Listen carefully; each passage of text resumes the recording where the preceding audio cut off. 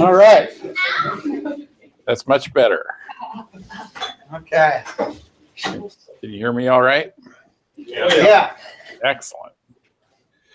Well, I think this is our last session, unless we add one. But we can talk about that in a few minutes. What I wanted to do today is kind of bring you up to date on a couple of things: where we are generally in the process down here, and then also talk a little bit more specifically about the bill that you all have been working on. This is the 92nd day of the 105-day regular session. So we are steaming right towards the end of the regular session, which is scheduled to be April 23rd. But it's going to be sort of a hollow sort of celebration because they're not really going to be done. It's pretty commonly understood that the budget is not going to be finished up until later on in the year. It's kind of not news to you guys. I've been saying things like that in the weekly reports, and you probably heard things like that when you were down here, or when you read the newspapers or listen to the radio about Washington State stuff.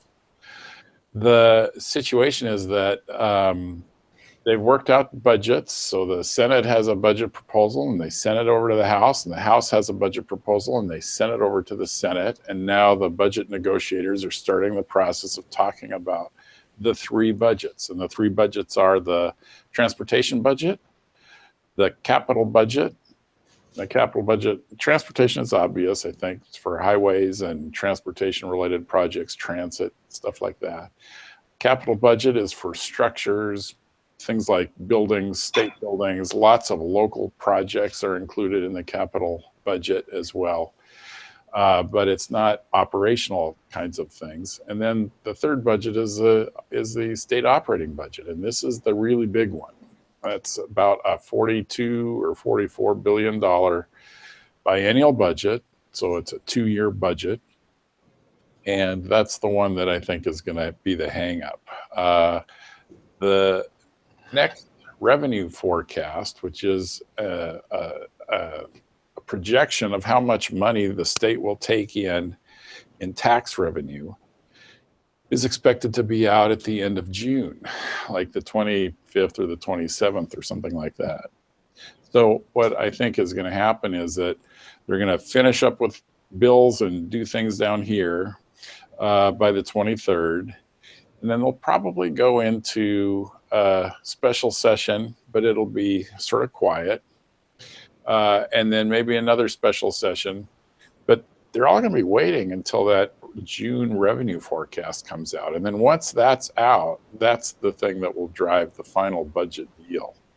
So I expect a flurry of budget voting probably end of the month of June or very early the month of July. It's a bit tricky to go into July because the state's fiscal year ends at the end of June. If they go into July and they haven't made provisions for some things like paying the state patrol or paying for state office buildings or rent on state office buildings, things like that, then there's a real question about how the state government could function. So I think they're going to try and anticipate some of those urgent items, take care of those with some temporary budget bills, and then try to get the entire biennial budget package worked out. If not by the end of June, then very early in July. This is how they did it a couple of years ago. So we may have some questions answered later this summer or early summer about the future of education funding in the state and the future of family medical leave in the state, things like that, big ticket items. So, but that's where we are right now.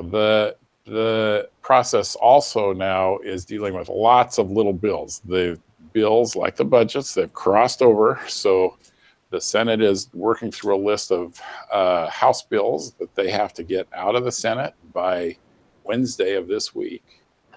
I think Wednesday, the 12th, anyway. And then the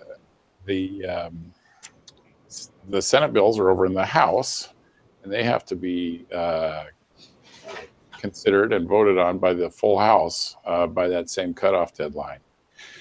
After that cutoff deadline, the only kind of bills we're going to be seeing the legislature consider will be concurrences or budget bills. Budget bills, you know what they are. They're either the budgets or they're bills that are related to the budget, so they're necessary to implement the budget. And there's another sort of a phrase that people use around here. Instead of necessary to implement, it's necessary to pass the budget. So that might be if I'm a legislator, I'm going to withhold my budget vote until I get my favorite bill, that I've been working on for 5 years.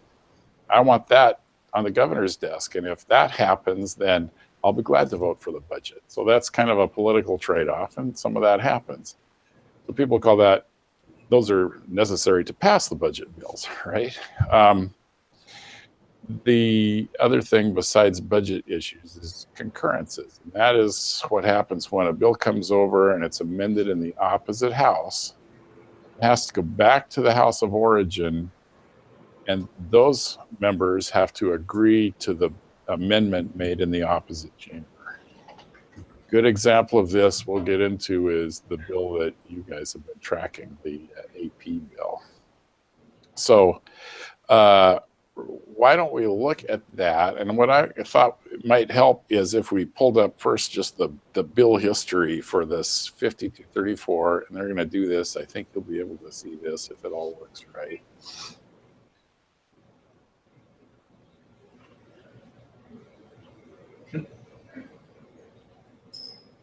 There we go. Yeah, can you see that okay? Yep. So when you scroll down there, we're going to see the entire history. I'm sure you've seen this page before, but if we can kind of scroll down to the bottom there, I want to show you what happened in the House committee. We're going to look at this. The first thing we're going to look at is, not the bill report, just down below the amendments. Remember when it was in committee, and I sent Mr. Lawrence a note asking for folks to submit emails to members of the committee.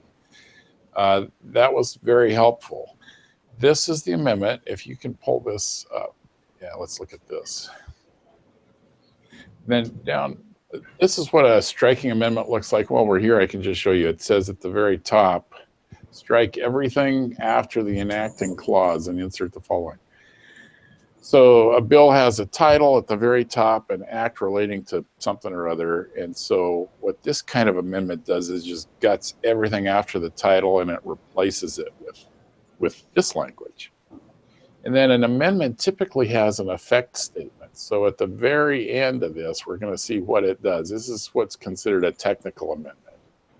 The effect of this amendment is to just make changes to align with the Senate bill. Okay. But the main thing in this that triggered this amendment was the fact that I can't remember now if it was the House version or the Senate version. One of them they spelled out the number 3, and one of them just used the numeral 3. Well, that means, you can't have both ways. So you have to amend it to make it, conform. So now that it's been amended in the House, it has to go all the way back to the Senate and go through a concurrence process, because the Senate didn't send the bill over looking like this with the spelled out word, or they may have a problem with that. So every bill that has been amended on one side has to go back for a concurrence.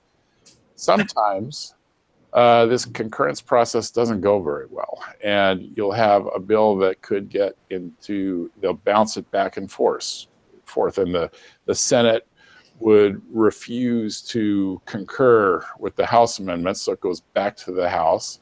The House refuses to back down. They send it back to the Senate. This could go on for, several days, back and forth. At some point, they'll decide to declare the bill in dispute. So it goes on to a dispute calendar, and then conferees might be named. So you might have a conference committee It's usually 2 members from the majority party and 1 member from the minority party in each chamber. And the conferees get together, the 6 legislators and with staff, and they'll kind of work through the differences on the bills, and then hopefully come up with an agreement on how to write the final bill. And then they just present a final bill. And the conference committee report is whatever the conferees agreed to. And then that report gets put out in front of the entire legislature. The House votes on it and the Senate votes on it. And the tricky part about this is that you can't amend a conference committee report. So if I objected to, a word or something and wanted to make a small change to it, I couldn't do that because that would be an amendment to a conference report. It's not possible. So anyway, that's kind of some of the dynamics that we're going to see in the next couple of weeks as we get closer to the end of the regular session. But back to our bill, we looked at the higher ed committee amendment. Now I want to go back to the bill report for this bill. And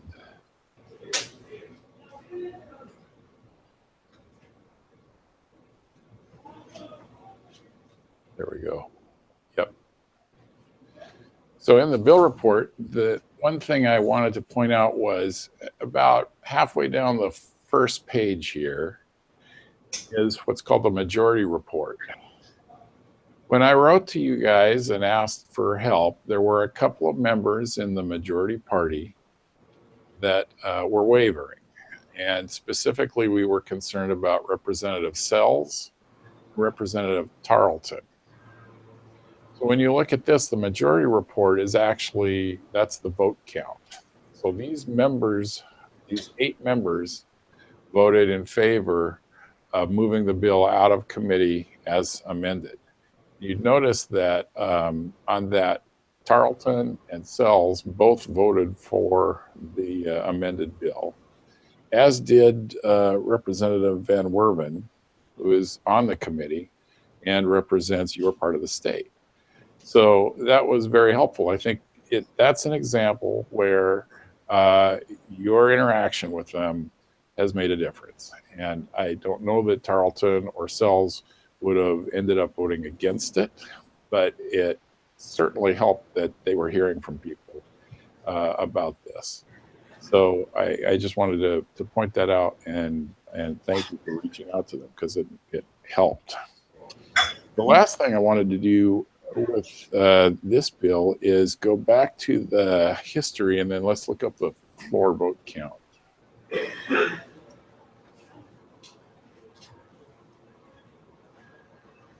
I think it came up. Let's see. It's up. Yeah, there we go. View the roll call on the bottom of the screen. In the Senate. Or, no, in the House. Yeah, April 5th. Yep. So here's the final vote in the House for that bill. And you'll see the voting in favor of it again. Van Werven, Tarleton, also Representative Buys, the other member from the 42nd District, and Representative Sells also voted for it. So their support was unwavering. On the next vote, next chance they had to vote on the bill, they were supportive of it. It's also interesting to note that voting against it, one of the members voting against it is Representative Hewitt, who was the prime sponsor. The other bill we were looking at, we met with him, what's it, House Bill 1046, I think. I can't remember what the title was, but he did not support this bill coming out of the House. Now, if we look at just the history page on this bill again, this was amended in the House committee, but you'll recall, I think one of the folks that voted, or we had testimony against the bill from the the IB program. There was a Olympia School District, the manager of the IB program at Capitol High School came in very late in the process and testified against this. The members of the committee took his concerns pretty seriously, but they looked at the bill, and the title of the bill was too narrow to put an amendment on it to deal with IB, because right in the title of the bill, it's requiring the establishment of a statewide credit policy regarding AP exams. It's pretty hard to stretch that title to include IB, as much as they, at least some of the members, wanted to. So rather than scuttle this bill, they decided several members made commitments to the IB program that they would work on the IB issue next session.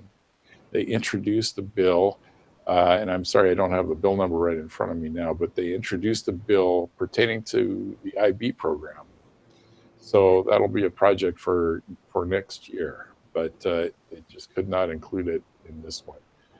In the legislature, the House cannot amend the title of a bill. The Senate has some flexibility and can do a little bit of that, but the House cannot. So anyway, so I let me take a pause here because I've just been talking for 15 minutes. Are there any questions or what are your thoughts about where we are in this process so far?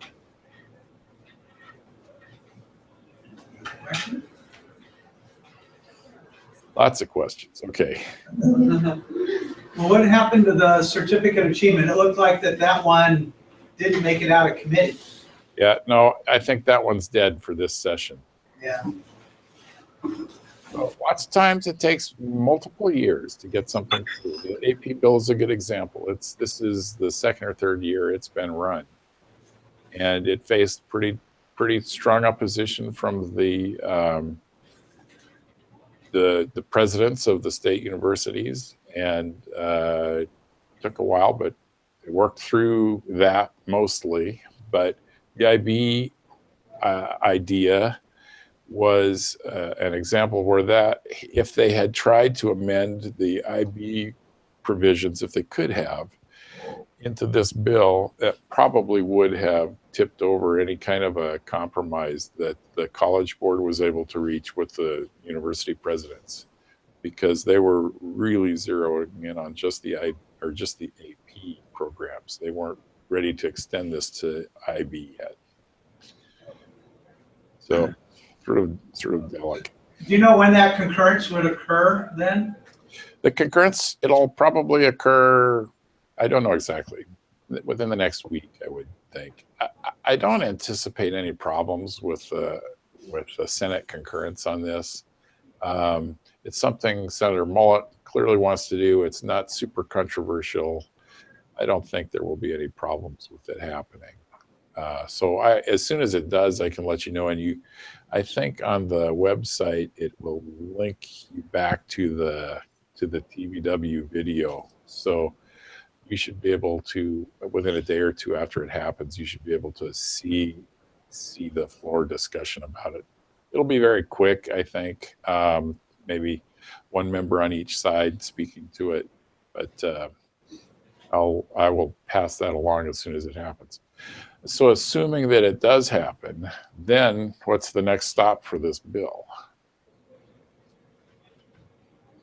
It's gone through the House. It started in the Senate, got through the House, went back to the Senate for concurrence. Then where? Governor? You guys can say it louder. Governor's office, right. Then the governor gets a chance to cast a vote on this thing. And again, I don't see any reason why the governor wouldn't sign this into law. But one of the next things I'm going to be asking you to do is to send some letters to the governor's office. Let's wait until the bill gets there, but then the next thing we would need to do is send some communication into the governor's office asking him to please sign Senate Bill 5234 into law, because it's a good bill for these reasons, you know, and we could talk a little bit about what kind of a message that should look like. But again, that's a way that you all can directly affect the process and the outcome of this, of things for this bill. Then what happens, typically, they'll probably hold this after the concurrence vote and then send it to the governor in the final few days of the regular session. They do that because any bill that's sent to the governor, I think it's within 5 days of the end of the session, then the governor has 20 days to take action on it. So in this state, the governor would ordinarily, bills passed by the legislature and the governor signs the bill into law as long as he or she thinks it's a good bill. If the governor doesn't sign the bill into law, he in this case, Governor Inslee, he could veto a bill and then he just rejects it. The legislature could override it. I don't really think that's a problem with this bill. This is, number one, I don't know if it's worth the political capital that it would take and the stress on the system to run an override vote for this issue. They may want to save that for something a little bit, they consider a little bit bigger, like a budget issue. But it's kind of budget, or rather it's kind of veto proof, right? Because it got strong vote, I think unanimous vote out of the Senate, and it got 76 votes out of the House. It has to override the veto, you need 2/3 of the legislature. And so it has that number. So I think he probably would sign the bill. I can't think of any policy reason he would. But what if he doesn't? Does anybody know what happens if he doesn't sign it, he doesn't veto it? You guys know this. No? Think about what happens in the federal system, same thing. It's just different number of days. It's a pocket veto. No, it becomes law. Oh, Yeah. yeah, that's right, because that's, yeah. Preach it, James. It would become a law anyway. It will become a law anyway, that's right. There's just no signing ceremony to it. That's the next thing I wanted to mention. That if you all wanted to, you can sign up to get notified when the bill is going to be signed. They don't say signed because they don't want to commit the governor to anything. But his staff will put out a notice that says the governor will take action on the following bills at such and such a date and time. And ordinarily that action occurs in his office. And it's open to the public, and people that work on these bills are more than welcome to come down and join in. You get your picture taken and the bill signing, and then you can get a pen and you shake hands with the governor. It's probably not quality time, but it is pretty cool to see the ultimate end of the process for a bill that you've worked on. So I'll probably get your permission first, Mr. Lawrence, but probably put your email name in at the governor's office so that you would be on the notification list. And I'll get on it as well. And then if you all wanted to just hop down here for a day and go to the signing ceremony, I think that would be really cool. Yeah. It's kind of a haul, I know. So What do you guys think? Yeah, sure. Let's do it. Do it. I got you. I'll actually need it this time. Yeah, we got one cripple, so I'll have to. any questions about where we are with that, with the bill? Yeah. That makes sense. Okay. Skywalker snow. Let's just get a stretcher. Any general questions or Have you had any legislation that's that you've been working on that's going through, or?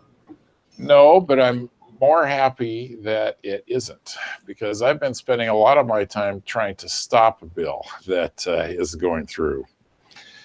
There is a bill that I work for utilities. I do a lot of work for public utility districts.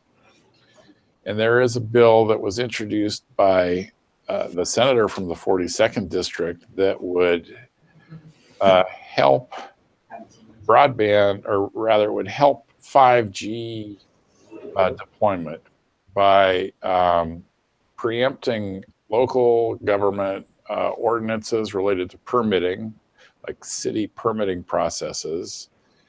And it would basically impose a pole attachment formula on public agency utilities like PUDs or cities, and require those pole attachment fees to go way down. Potentially, my clients tell me, potentially not allowing them to charge enough to cover the cost of the pole attachment. So this has been somewhat controversial, and we have been able to keep the bill in the Senate, but the proponents have now moved on, and they're running sort of a public affairs campaign. So you may have seen, I don't remember if there's been anything in the newspaper up there, but there have been several op-ed pieces, editorials about this issue. Most of them are supporting the proponents of the bill, supporting their position against us. But we seem to be prevailing so far. I think that the interesting thing for us will be next, when the special session begins, because when you finish with the regular session and start with the special session, all bills are alive again. So Representative McEwen's bill on the Certificate of Achievements is alive again. This 5711, the 5G bill, will be alive again. So we're getting ready for round 2 on that. But my job on most things this session has been to stop bills from passing. And I have to say, it's a lot of work, but it's much easier to stop something than it is to get something through, because there are millions of ways you can trip a bill up, but there's really only one way through the process, and that is to get what is the minimum number of votes you need to get something through? I have lots of quiz questions for you today. What's the minimum number of votes you need to get something through? Yeah. Yeah. 98. 98 in the house, right? Oh, I think you said Yeah. 98 votes. Yeah. Darn. Sorry. So you need 50 in the House, 50 in the House. How many in the Senate? 25. 25 in the Senate. Thanks, Derek. You need 1 on the second floor in the governor's office. So you need 76 votes to get through. And there's a lot of ways to, like I say, to complicate that, but you still have to get 76 votes to get something through. So that's a lot harder. So that's why the efforts on 5234 have been not miraculous, but that's why it's been a lot of work. And so I hope you've been able to get a sense of that when watching this.